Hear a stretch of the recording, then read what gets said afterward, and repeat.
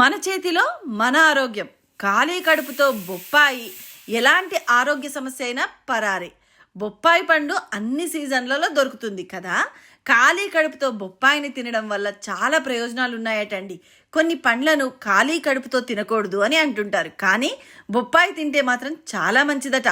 బొప్పాయి పండు తింటే జీర్ణ సమస్యలు తొలగిపోతాయట. కడుపు ఉబ్బరం, అజీర్తి బాధలు ఉండవట. ఆరోగ్యంగా ఉండొచ్చు అని అంటున్నారు నిపుణులు. బొప్పాయి పండు తినడం వల్ల ఒంట్లో ఉన్న మలినాలు బయటికి పోతాయట. జీర్ణ సమస్యలకు దూరంగా ఉండొచ్చు అని అంటున్నారు.